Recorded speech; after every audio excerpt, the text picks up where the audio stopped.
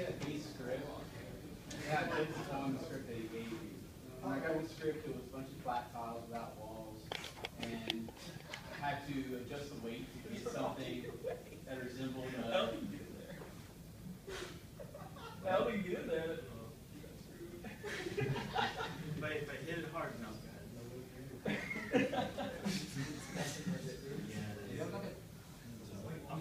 there's a free. Yeah. Go get Blink. It'll work. Oh, just get Blink. Yeah. Sorry, You have to play a lot with the weights to get them to where they generated a dungeon that looked like a dungeon with these long hallways and good amount of good sized rooms and stuff, but they weren't too expansive.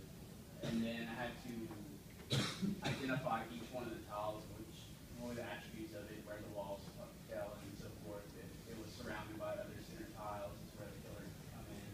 And then I made a bunch of prefab tiles, prefabricated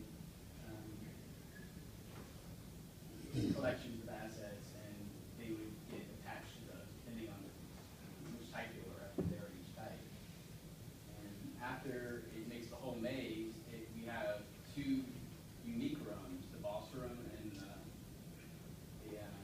entranceway. So it looks for an area that's big enough to fit those rooms on the top and bottom, and it attaches into those. And it switches out the tile that it attaches to match up correctly. Once all that's done, it goes through each one of the tiles. You'll pick random items and put them inside the tiles. That's how you end up with rubble on the floor, some chests. There's chests around it, empty spaces and barrels and stuff like that. And it can easily be expanded and make more unique stuff by adding more second tiles and more choices. You can just make anything you want. You got fuels and you can really make different dungeons based on that.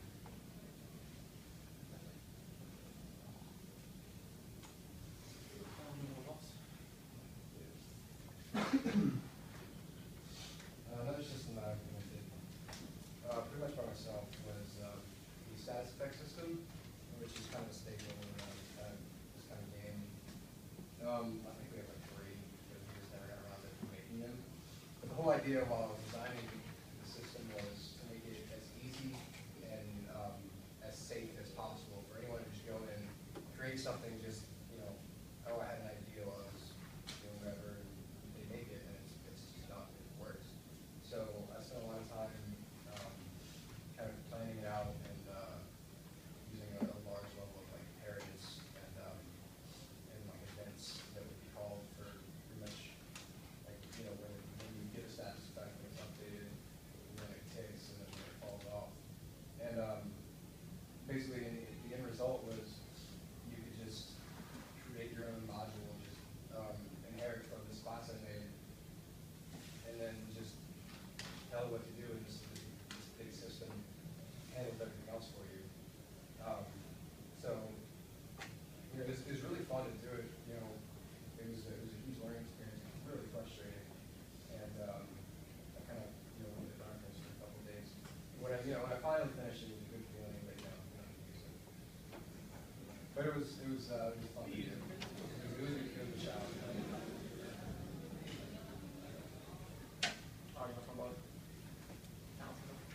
Okay, we're just in line. Okay, so as you've been seeing, I've been leveling up a lot, as Scott mentioned earlier. In addition to getting additional attribute points to allocate into certain attributes, I also get what we call talent points. Talent points allow me to get new abilities and to increase the types of abilities, fire, attacks, attack speed, attack damage, and so on like that. In a second. And I've given myself a lot of talent points so I can show off a lot of the abilities and a lot of the ways the talent tree works. It's a pretty basic setup. Each level consists of a certain number of skills. You need a certain number of points to get to the next level on down to the end of the tree. Then the tree's abilities are somewhat more powerful than the lower tree's abilities. And I'm just going to spec into everything.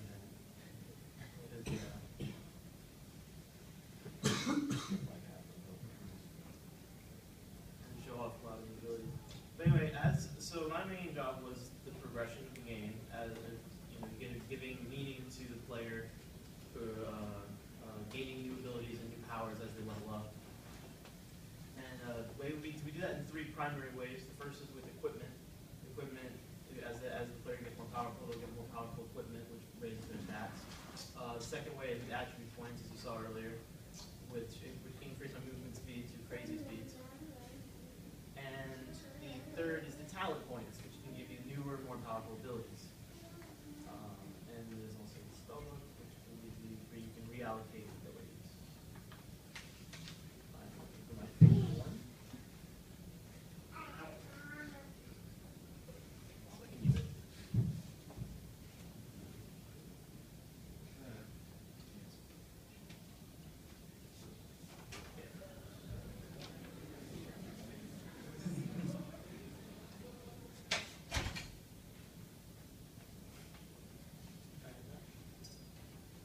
Okay, we've all gone over pretty much each of the systems that were implemented directly in the game.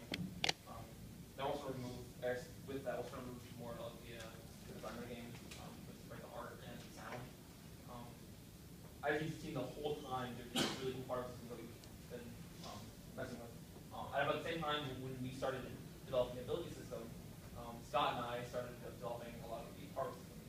And one of by far my favorite thing about Unity is that power systems are incredibly easy to implement.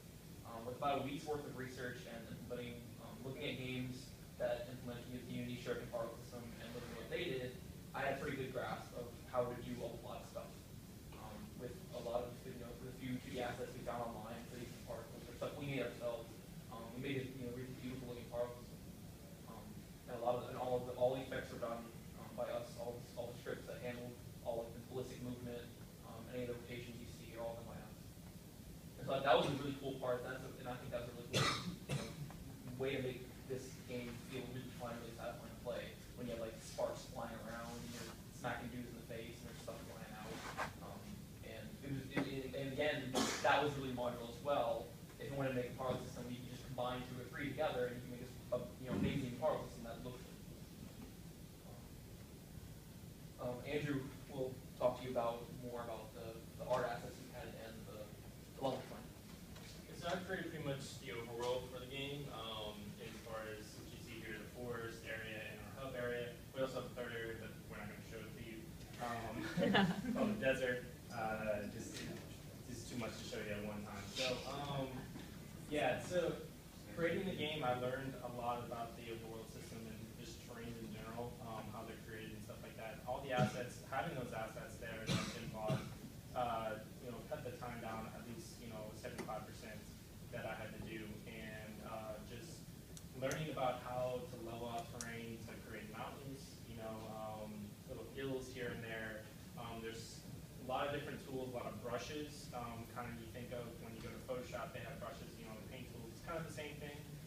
You have a brush for how high you want to bring your or down you want to level out the terrain, that sort of thing.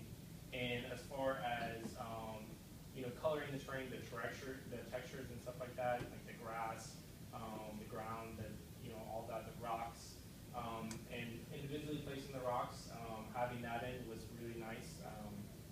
And placing trees is really, really easy. There's basically just a mass tree placer. Basically, you have a brush and you design however big area you want to place them in, how much trees you want. So if you want it really dense, so that'll be like the outline of the forest area, or you can have it kind of sparse. A few trees here and there. You don't have to randomly, manually place that in one by one. You can do it massively. So that was really a big time saver in that. And they also, the trees themselves, when it comes to baking the mesh and stuff like that, they automatically cut out the mesh so that way nothing spawns on there, or your player try to go through them, and they already have everything they basically need to be applied with them and that sort of thing, which is really helpful. You don't have to worry about that when you're designing the game, the levels and that sort of thing. And basically what I wanted to do was the forest area just kind of be kind of general, it's a forest, but you have pathways here and there, and for the start. And then the hub world, basically they had a demo version that basically took what they already had made. I kind of removed a few things here and there, added a few things, changed up a little bit, and